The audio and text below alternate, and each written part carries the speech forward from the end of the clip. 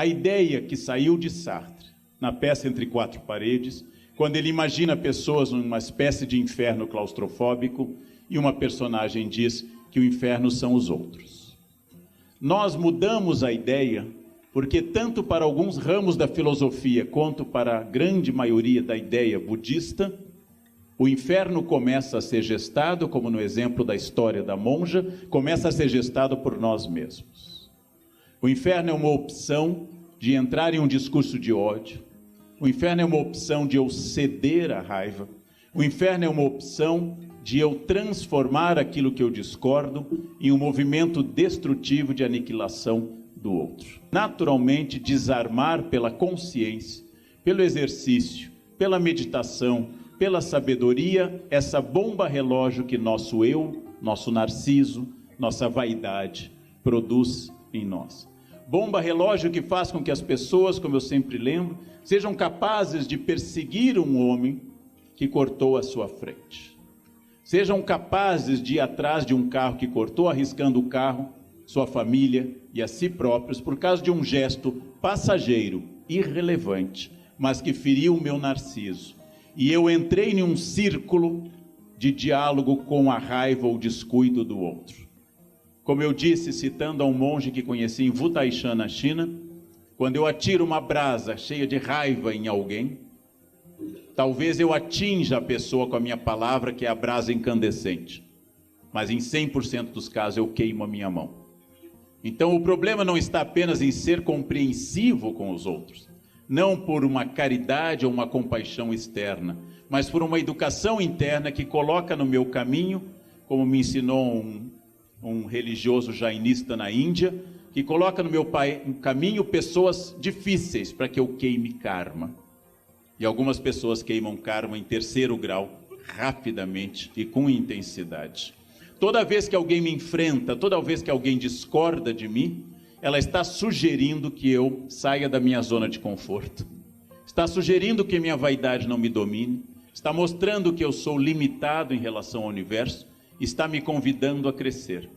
Todas as vezes que alguém concorda inteiramente comigo, me elogia e acha o máximo qualquer bobagem que eu digo, essa pessoa está favorecendo o meu narciso.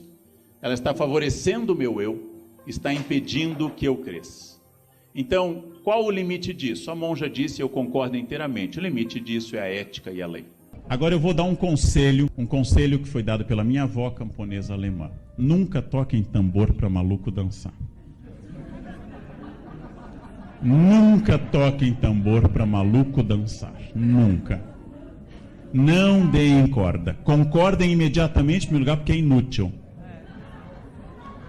É inútil. Não há diálogo com quem é dogmático. Não há diálogo com quem é dogmático. Só há diálogo com alguém que sabe a sua limitação nesse mundo.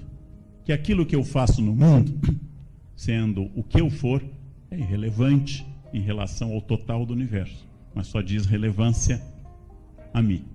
Exclusivamente a mim. Então essa é uma questão complexa. Agora, eu até... por vaidade de professor, eu gostaria de ser mais influente do que eu sou. Então, como professor, eu dou aos alunos textos de ideologias variadas, para que eles escolham o que eles acham. Sou um relativista da ideia de verdade. Gosto das pessoas que leram coisas contraditórias e que têm dúvidas. Pessoas que têm dúvidas conversam. A dúvida é o início de todo o processo filosófico. Algumas pessoas são monotemáticas. Falam do mesmo assunto, têm um interesse obsessivo num único tema e impõem a todo o grupo aquele tema como se todos compartilhassem do mesmo desejo. Outras pessoas são particularmente agressivas, usam um tom de voz, uma argumentação e uma imposição que perturbam o ambiente. Outras são o que nós costumamos chamar de folgadas, nada fazem, consideram que os outros devem colaborar para que ela seja feliz. Não entram na divisão de tarefas ou esperam ser servidas. Há muitas formas de dificuldade e em todo ambiente familiar e de trabalho existem parentes e existem colegas que são difíceis. Os budistas dizem que as pessoas difíceis queimam nosso karma negativo. Dá para evitar alguém difícil? Nem sempre. Não é possível em todas as ocasiões que eu me afaste da pessoa difícil. Às vezes não é minha escolha. Mas se eu tenho interesse e se isso é importante, eu posso ajudar essa pessoa difícil a melhorar. Se eu não tenho interesse e não é importante para mim, eu devo me afastar. Mas quando isso não é possível, acima de tudo, eu devo encontrar uma área de equilíbrio comigo mesmo para entender que aquela pessoa é difícil e que eu não devo entrar nesse jogo da dificuldade dela. Quando eu consigo isolar um pouco mais a pessoa difícil dentro de mim, eu consigo ter mais harmonia.